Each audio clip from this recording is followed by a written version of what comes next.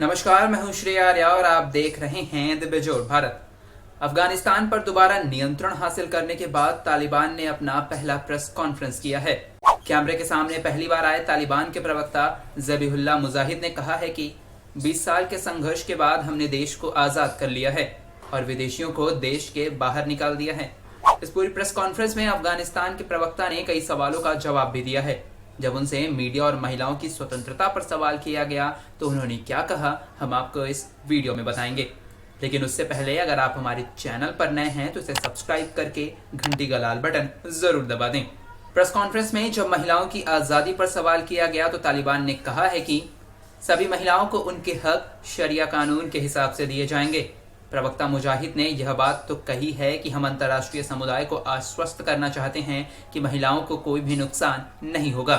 लेकिन जब अमेरिका के साथ बीते साल यूएस तालिबान की डील हुई थी तो उसमें भी अंतर्राष्ट्रीय समुदाय को लेकर कुछ वादे किए गए थे, लेकिन हकीकत यह भी है कि उन वादों को नहीं निभाया गया।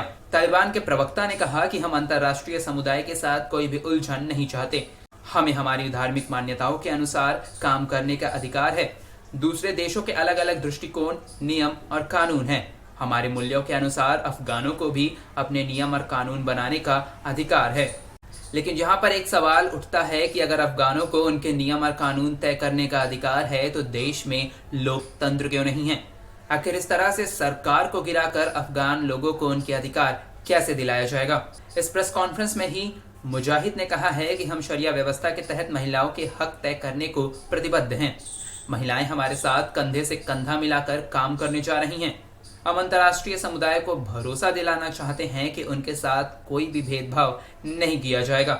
इतना ही नहीं, इस प्रेस कॉन्फ्रेंस में तो तालिबान ने यह भी कहा है कि अब अफगानिस्तान युद्ध का मैदान नहीं रह गया है।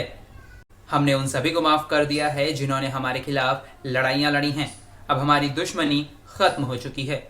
अब इन तमाम सवालों के बीच जब बात मीडिया की स्वतंत्रता पर आई तो प्रवक्ता ने कहा कि प्राइवेट मीडिया आजाद रहेगा। तालिबान के प्रवक्ता ने साफ किया है कि उनके शासन के दौरान प्राइवेट मीडिया पहले की तरह ही काम करता रहेगा। मुजाहिद का कहना है कि मैं मीडिया को आश्वस्त करना चाहता हूं कि हम अपने सांस्कृतिक ढांचे के भीतर मीडिया के प्रति प्रतिबद्ध हैं। सरकार बनने के बाद हम तय करेंगे कि कौन से कानून पेश किए जाएंगे। लेकिन जाते जाते यह बात भी जोड़ दी गई कि मीडिया को हमारे खिलाफ काम नहीं करना चाहिए, उन्हें देश की एकता के लिए ही काम करना चाहिए। अब साफ है कि कौन से काम देश की एकता को बचाते हैं और कौन से काम देश की एकता को भंग करते हैं, यह सब तय करने की कमान तालिबान के ही हाथों में है।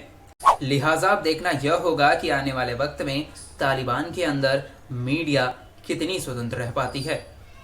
अब जानकारों का कहना है कि यह सारी बातें महज सुनने में अच्छी लगती हैं, लेकिन सभी को पता है कि तालिबान एक आतंकवादी संगठन है और महिलाओं एवं मीडिया की स्वतंत्रता को लेकर उसका क्या रवैया रहा है वह जग जाहिर है। फिलहाल के लिए इस वीडियो में इतना ही। देश और दुनिया की तमाम खबरों के लिए आप बने रहें हमारे साथ। प्रणाम।